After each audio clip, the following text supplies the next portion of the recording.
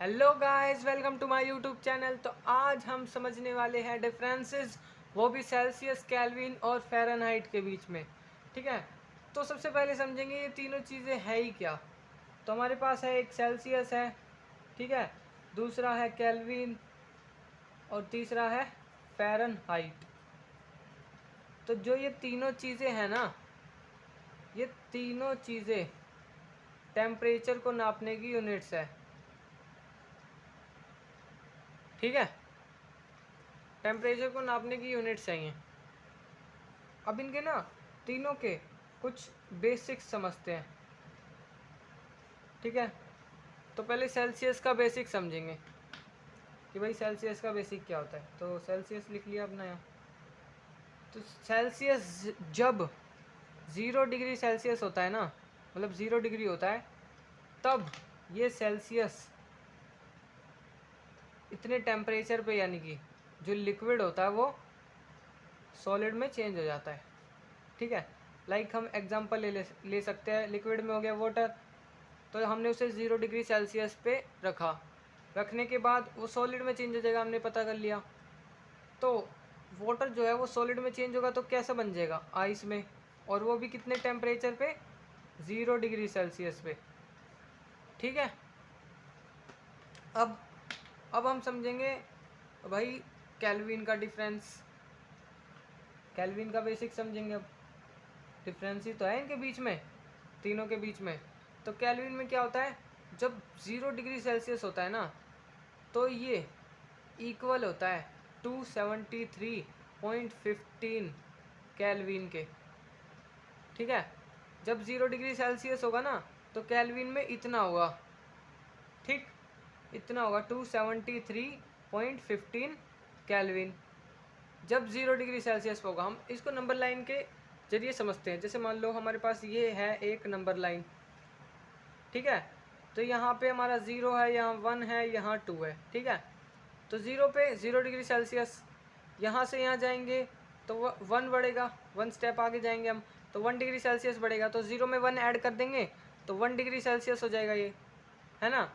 और जब हम इसमें यहाँ से यहाँ भी जाएंगे तो फिर से 1 स्टेप बढ़ेगा, मतलब कि 1 डिग्री सेल्सियस बढ़ेगा, तो इसमें प्लस करेंगे 1 डिग्री सेल्सियस में 1, तो वो 2 डिग्री सेल्सियस हो जाएगा। ठीक है, अब जब 0 डिग्री सेल्सियस होता है तब केल्विन में वो चीज़ 273.15 केल्विन होती है। ठीक है, और जब 0 पे होता है इतना ये, और 0 से 1 पे जाता है ना, तो इसमें भी 1 केल्विन बढ़ता है, मतलब कि 1 स्टेप बढ़ता है, तब 1 केल्विन बढ़ता है। अब 1 केल्विन बढ़ा तो इसमें 1 ऐड करेंगे तो क्या आ गया, 274.15 केल्विन। अब यहाँ से यहाँ जाएंगे तो फिर से 1 बढ़ेगा, 1 केल्विन बढ़ेगा, तो फिर ऐड हो जाएगा 275.15। ठीक है, तो यहाँ 0 डिग्री सेल्सियस पे केल्विन 273.15 केल्विन होता है।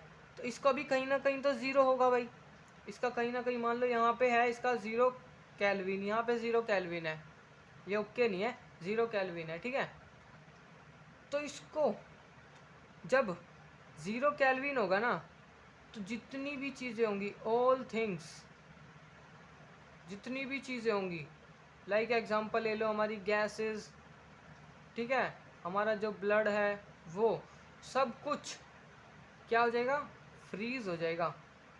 कितने टेम्परेचर पे, 0 केल्विन पे।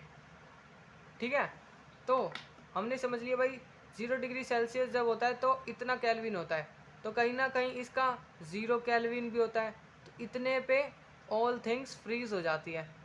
ठीक है, हमने ये समझ लिया, ऑल थिंग्स फ्रीज हो जाती है। ठीक, अब बात आई फ़ारेनहाइट की।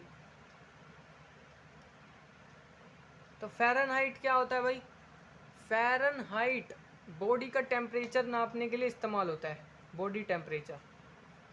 यहाँ पे मैं एक लाइन बना देता हूँ जिससे कि आपको कन्फ्यूज़न ना हो।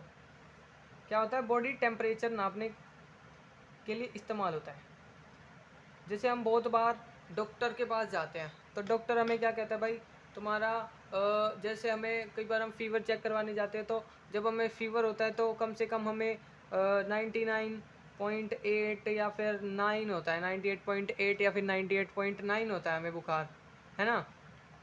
तो इस स्टेट में क्या होता है, हमें फीवर होता है, लेकिन डॉक्टर हमें ये चीज़ नहीं बताता कि भाई ये उसने नापा किस में, बस हमें सिंपल सी बता देता है 98.9 है तेरा बुखार, और तेरा बुखार भाई 9.8 है, तो तुझे फीवर है। तो उसको नापते किस में, उसको नापते हम फ़ारेनहाइट में, ठीक है।